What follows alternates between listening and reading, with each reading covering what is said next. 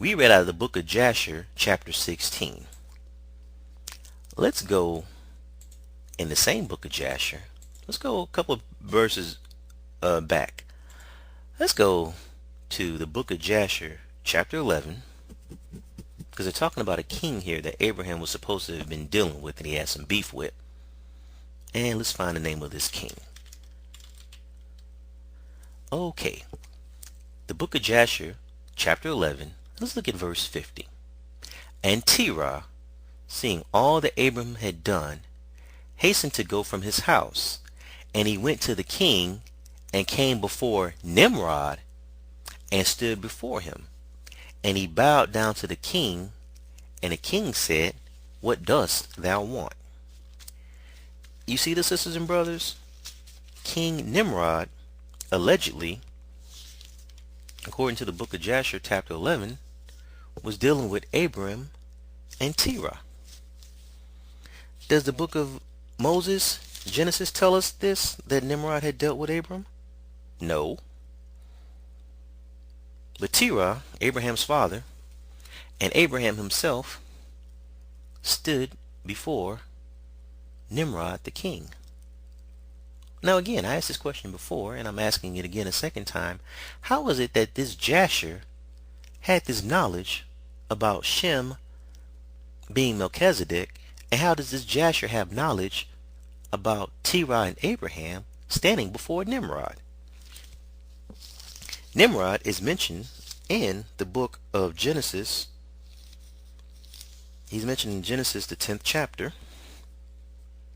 Genesis 10 and verse 8. And these are talking about the sons of Noah after the flood. And these are talking about the sons of Ham. In fact, let's go Genesis 10 and 6. Let's pick it up some. And the sons of Ham, Cush and Mizraim, and Put and Canaan. Verse 8. And Cush begat Nimrod. He began to be a mighty one in the earth. Verse 9. And he was a mighty hunter before the Lord. Wherefore it is said, even as Nimrod, the mighty hunter before the Lord. And the beginning of his kingdom was Babel, and Erech, and Akkad, and Calneh, in the land of Shinar. Out of that land went forth Asher, and builded Nineveh, and the city Rehoboth, and Calah. So yes, Nimrod is mentioned in the books of the Bible, mentioned about 3 different times. In Genesis 10, and of course in the books of the Chronicles, chapter 1 verse 10, and then also in the book of Micah, talking about the land of Nimrod with the Assyrians, which were from the land of Nimrod. Nimrod was Ethiopian. Cush is modern day Ethiopia. Nimrod was Ethiopian. Said nothing about Nimrod dealing with Abraham. Said nothing about Nimrod dealing with Terah. Nothing at all about that. But according to the book of Jasher, which we just read, Terah and Abraham dealt with King Nimrod in the book of Jasher, chapter 11, verse 50. But that's not what I wanted to get into.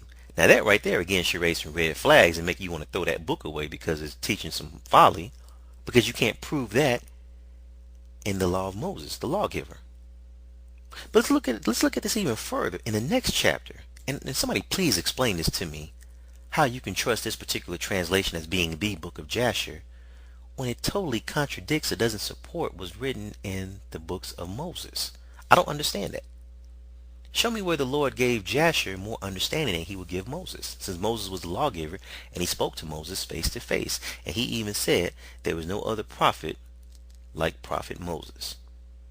And when he prophesied the Messiah, he said, the Most High will send the children of Israel a prophet like unto me. Hear ye him. He wasn't talking about Jasher. He was talking about Christ. That was Deuteronomy the 18th chapter. You can read that on your own. I just paraphrased it. Okay, let's go back to the book of Jasher. And let's go to chapter 12. And I really don't want to read all this.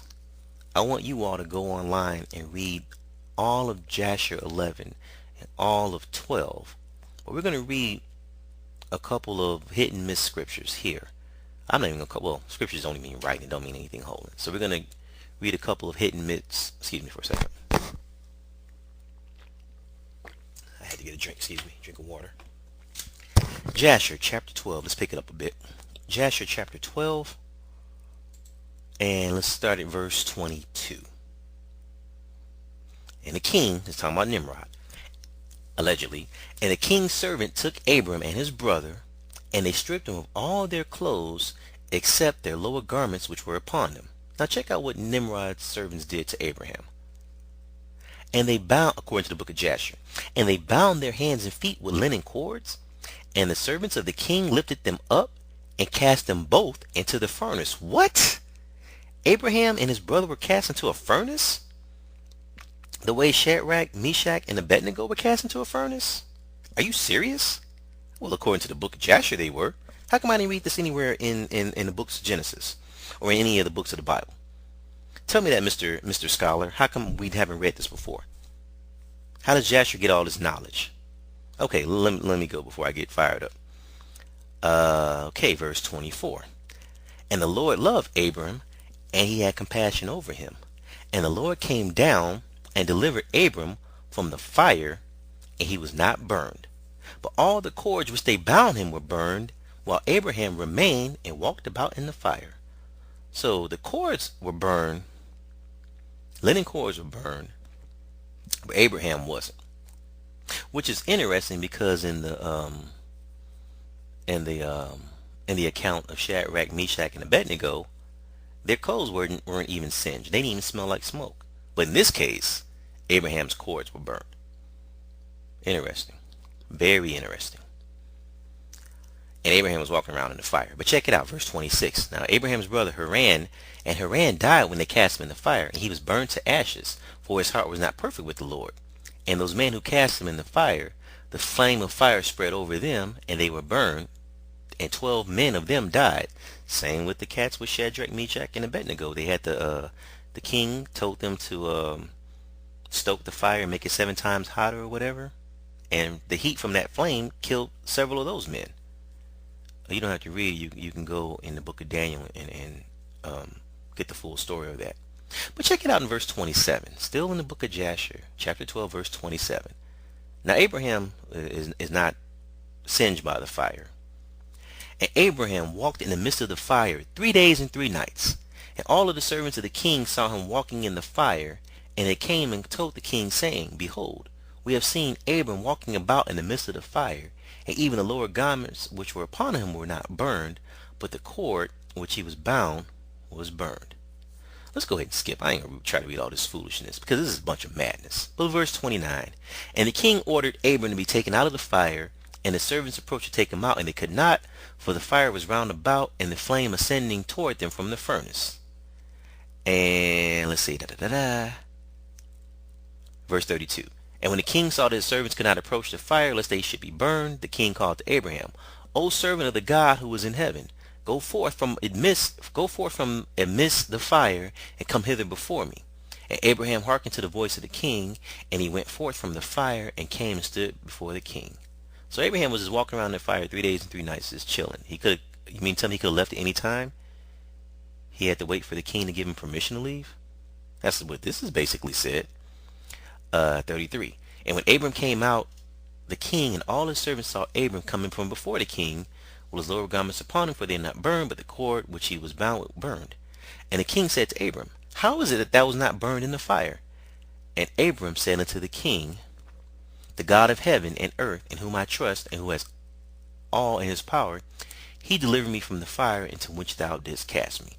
Disclaimer. Let me make a disclaimer. I'm not saying that the Lord can't deliver his servants from the fire. That's a given. And we get that proven again in the book of Daniel, with Daniel being cast in the lion's den, and with the 3 Hebrew boys, Shadrach, Meshach, and Abednego, being cast into a flaming furnace. 1, they were not there for 3 days and 3 nights. 2, they were protected, and even their clothes were protected. They were not singed at all. And so I'm not saying that that's not possible. What I'm saying is, why is it that we got this account in the book of Jasher, but we don't have it in the writings of Moses concerning Father Abraham? Tell me this, people. Can somebody please explain this to me? Explain. And how did Denzel say it in that movie? Explain this to me like I'm a first grader, or explain it to me like I'm a kindergartner. Explain this to me, how the Jasher was given all this knowledge by the Most High, even though we don't see this anywhere in the book of the Bible. The only thing the Bible mentions Jasher that's written in what's called the book of Jasher, wherever it is that the sun stood still and that the children of Judah were taught with the use of the bow. That's it. Mention nothing about Abraham, and definitely did not mention anything about Shem being Melchizedek. So, brother, why'd you read all that about Abraham? To show you the fallacy, how preposterous, how foolish, how insane, how asinine it is to state that this particular book you believe to be the book of Jasher. And because you want to believe it to be the book of Jasher, you found one passage where it says Melchizedek was Shem, and you ran with it. Well, how come you're not running with this? Why don't you teach a class about this and see how many people remain in your class? Teach that class about Abraham being in the fire according to the book of Jasher, and see how many people remain in your class. I don't think people are that brave to do that, because you can't line that up with the scriptures at all. Yeah, it sounds deep for those with itching ears. Well, yeah, Melchizedek could have been Shem because it does say it in the book of Jasher. Let me try to put two and two together, see if that's the case. Which we about to kill that doctrine momentarily, sister, toward the end of this lesson. You might be able to bamboozle and hornswoggle them with that, because that's just a little, Satan would throw a little truth mixed in with a bunch of falsehood to make it all go down a little easy, to make you swallow it. There's no way in the world you can try to preach the book of Jasher chapter 12 as doctrine, because what you're going to have to do is reconcile that with the Hebrew scriptures and reconcile that with the book of Moses, the law of Moses. You cannot do that. You cannot do that. Period, point blank. Well, let me take that back. You can't do that and call yourself a servant of God. You can do that, but then you'll be a charlatan. Let's continue. So the reason I threw that out there is to show that this so-called book of Jasher is a bunch of garbage. You can go ahead and just use that as some toilet paper. That's all it's good for. It's a bunch of garbage. And if you wasted your money on it, please find the receipt and try to take it back. Or if you want to keep it just to show how preposterous it is, that's fine and dandy. But if you want to get a copy of it, you go online to the library, print it out, go someplace and print it out for free or for 5 cents a page or whatever, or try to find it at a used bookstore. Try to find it as cheap as possible. Don't waste your money on this, sisters and brothers. You can put that money in your gas tank. Much as gas costs nowadays, or buy yourself a decent meal. All right. Now, if we're through with amateur hour, because it's pretty much is what it is for somebody to teach out of the book of Jasher. That's amateur hour. If we're through with amateur hour, and I'm being facetious, but if we are through with amateur hour, let's get back into what thus said the Lord. Let's go into the Bible, Genesis to Revelation, to see exactly who Melchizedek is. Because again, according to what we just read, that's a bunch of garbage.